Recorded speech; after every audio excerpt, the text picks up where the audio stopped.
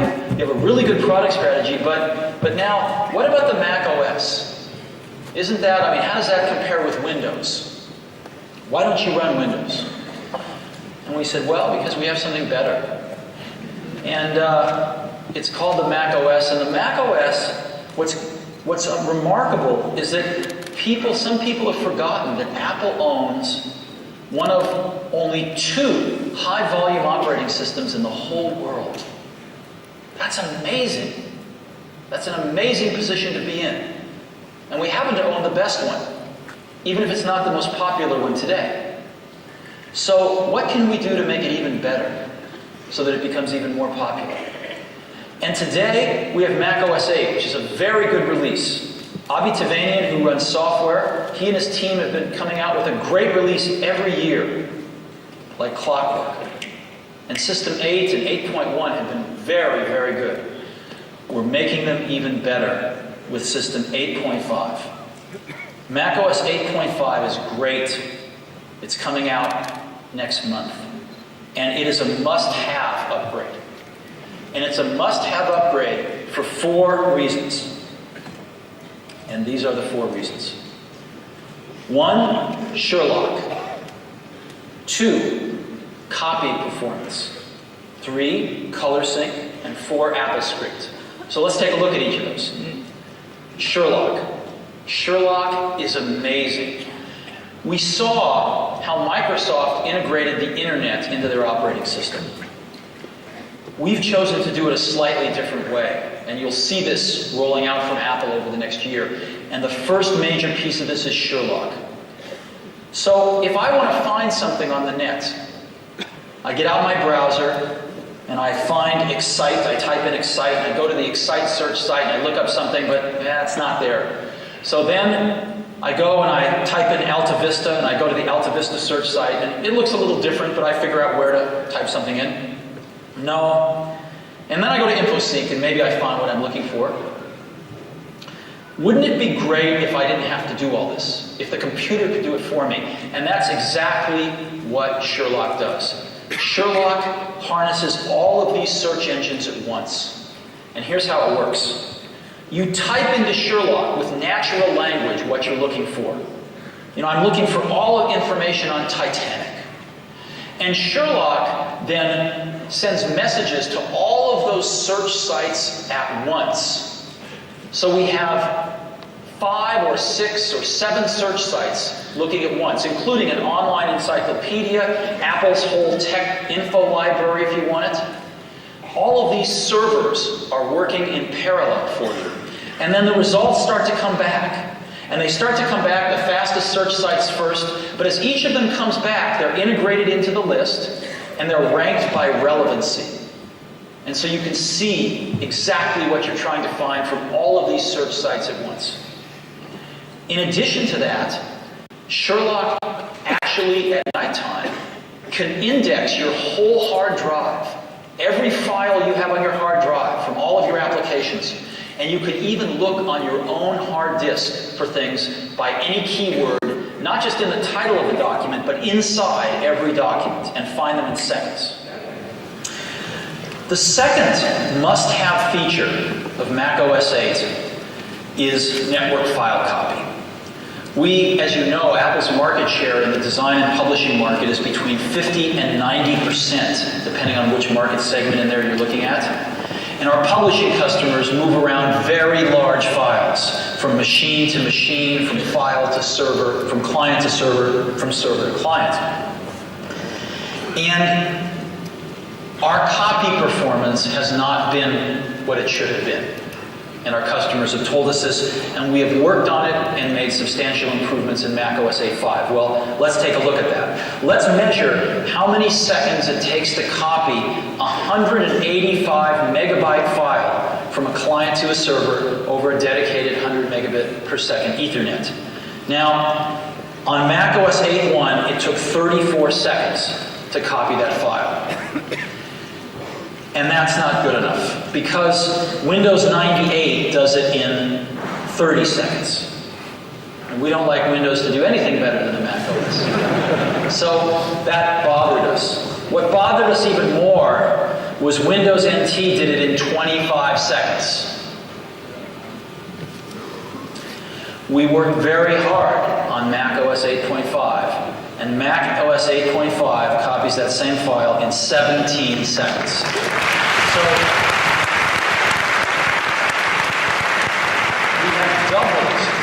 we have doubled the performance over Mac OS 8.1. We are faster than even Windows NT, and this applies to all network copying, printing, and even local copying as well. So I'd like to ask Phil to come back now, and we'll go ahead and give you a demo of network copying.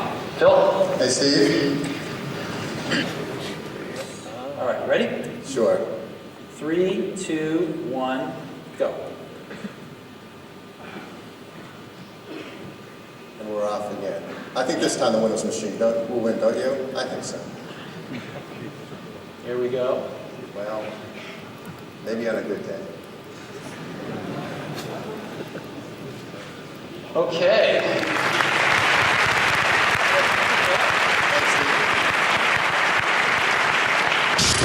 Third, color sync.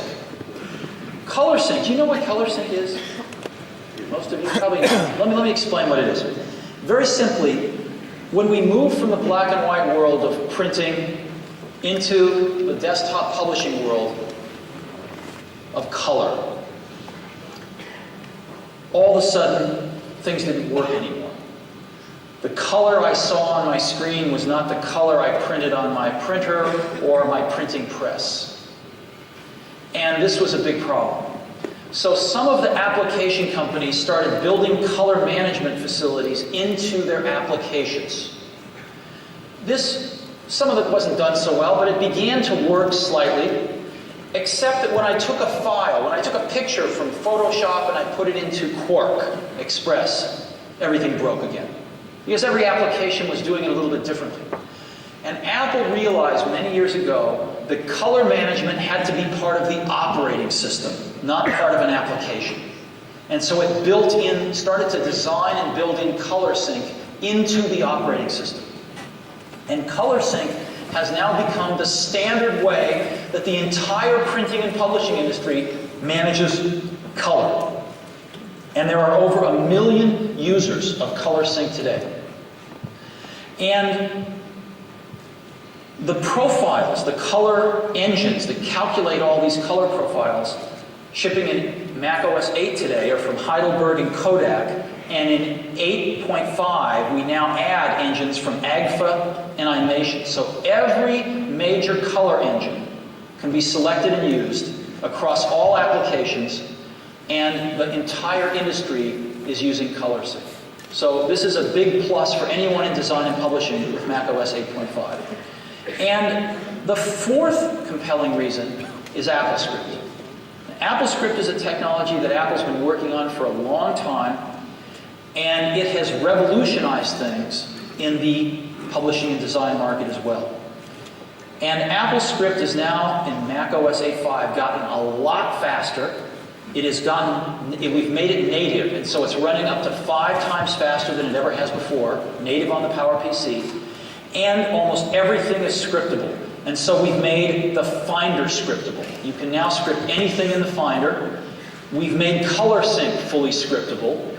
We have made Sherlock fully scriptable. And both printing and folders are now scriptable. So you can actually attach an Apple script to a folder, and that script will run anytime there's an action on that folder, anytime you drop a file in or remove a file or anything you script it to do. It's pretty amazing. And so to give us a demo of this, again, I'm going to ask Phil, can you give us a demo of AppleScript? To begin with, I have a folder on my desktop. This folder has an Apple script attached to it. It simply scripts the very basic folder functions of opening and closing folders. When I double click on it, all of the folders inside that are labeled as hot automatically open with it. When I move the topmost folder, they all move with it. When I close a folder, they all close with it. So simple Finder actions are scriptable.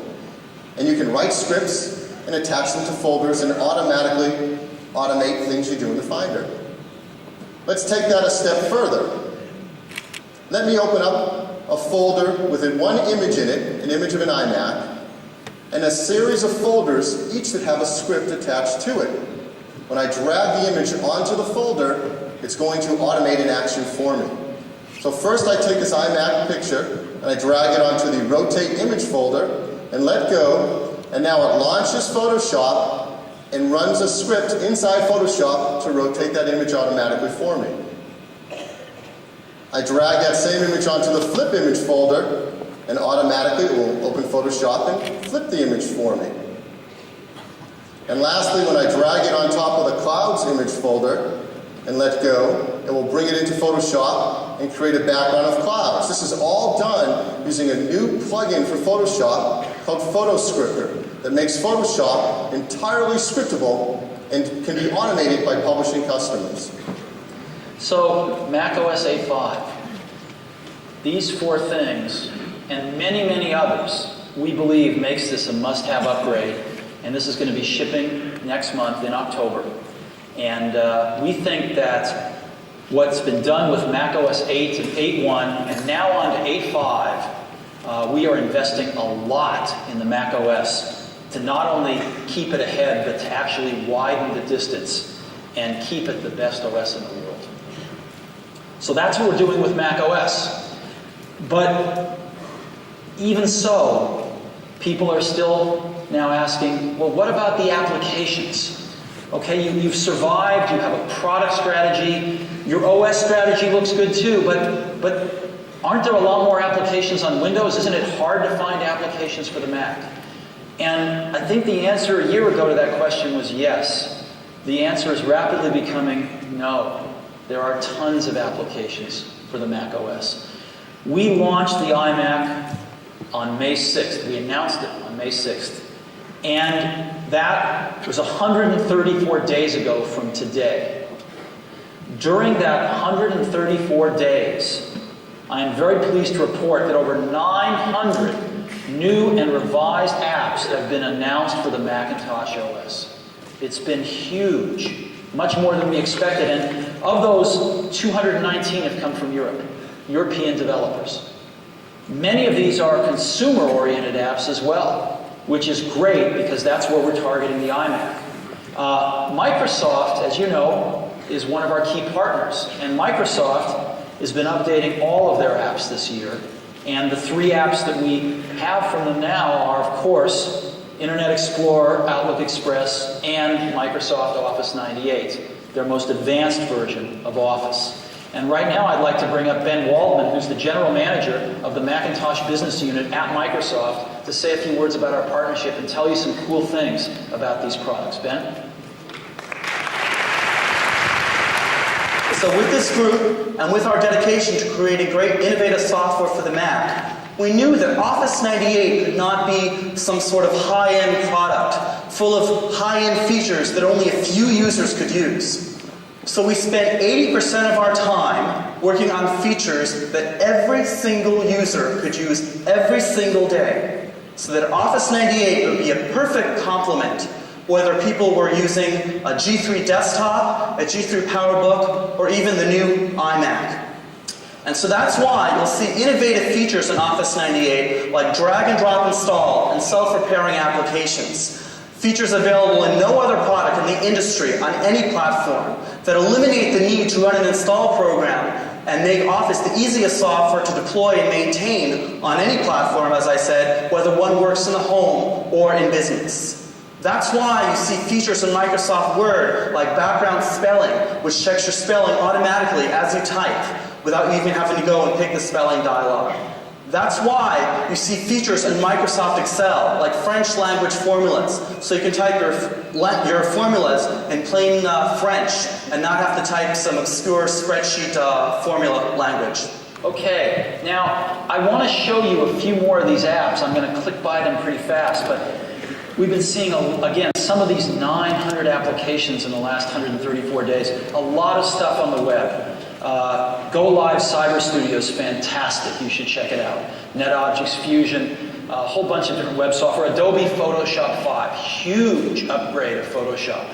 Again, on Macintosh first. Some great stuff out of Macromedia. Super Goo, and Poser, some really good stuff there. Some great stuff, Avid Cinema, a new release of Avid Cinema, Subase, very, very good stuff on the video side. Some great games. We've been really focusing on games. I don't know why, but I guess the prior management of Apple didn't like games. And we like games a lot. So Tomb Raider, really great version of Tomb Raider. Douglas Adams' Starship Titanic is running on the platform, and that's wonderful. The X-Files game, Riven, Star Wars, some great games out of Europe. And we've got also Unreal, which is Unreal. You should check that one out if you like games. Some great younger kids stuff as well. So 134 days, 900 applications, and it's not stopping. The developers are absolutely returning to the Macintosh because Apple has tried to remove lots of barriers for them in dealing with our company, in dealing with the distribution of their software, and most importantly, we're selling a lot more Macs. Because we want to be the computer company that makes the best and coolest computers in the world for you. And I hope that you're seeing some progress towards that goal out of us all. So thank you very much. It's been really great to be with you today. Thank you.